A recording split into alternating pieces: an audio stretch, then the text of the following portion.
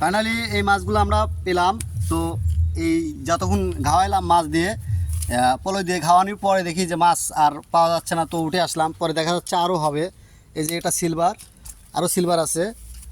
তো এর মধ্যে একটা জাপানিও আছে, আপনারা দেখতে পাবেন। এর মধ্যে একটা জাপানিও আছে, জাপানিটা অনেক বড়ই, ছোট না।